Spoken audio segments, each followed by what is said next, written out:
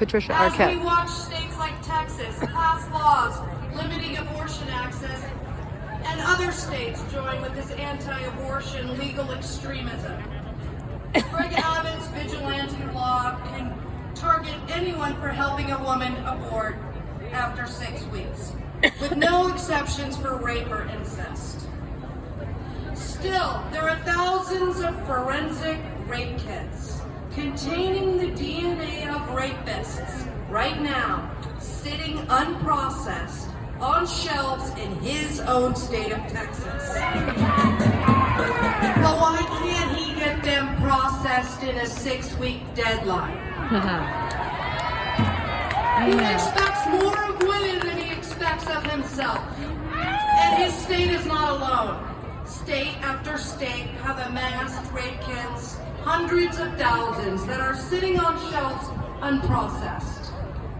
According to RAINN, every 68 seconds, an American is sexually assaulted.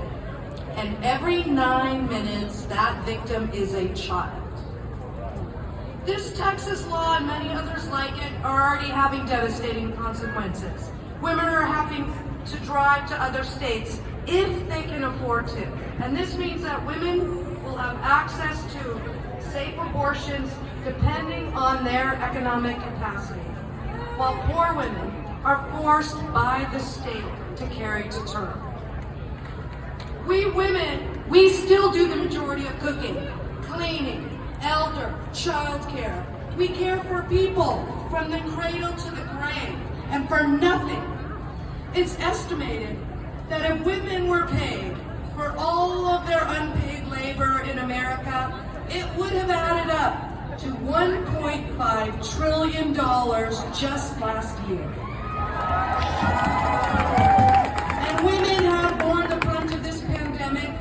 Only 20% of single moms reported being employed in a business where they could even telecommunicate. They were at home with kids who couldn't go to school, couldn't have childcare. It's estimated that 15 million single mother households will be the most severely affected.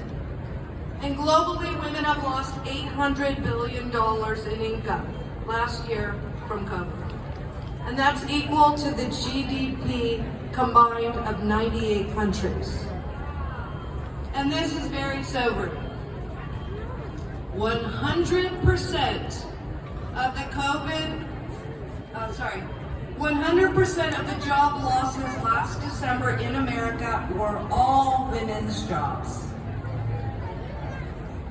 COVID has negatively impacted closing the gender wage gap, which is particularly devastating to women of color. And at this rate, globally, the gap will not close for 135.6 years. So look, we need more legislative tools. We need the Equal Rights Amendment federally. And the ERA is very simple. Equal rights. Oh, sorry. I get nervous. Okay. The ERA is simple, even for me. Equality of rights shall not be denied by the United States or any state on account of sex.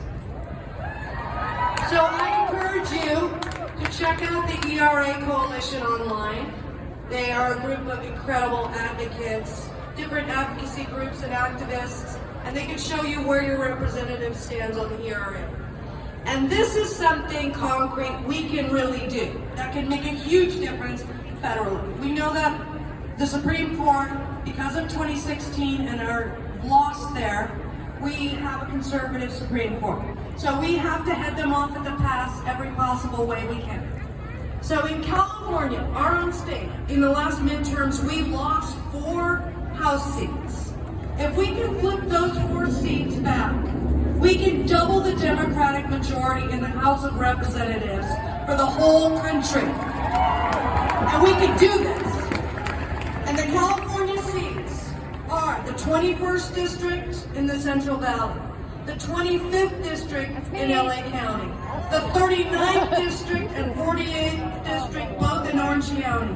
And then because we're pissed, there's also Kevin McCarthy and Devin Nunes, both of whom recently voted against reauthorizing authorizing the Violence Against Women Act and voted against giving women and mothers and families a child tax credit.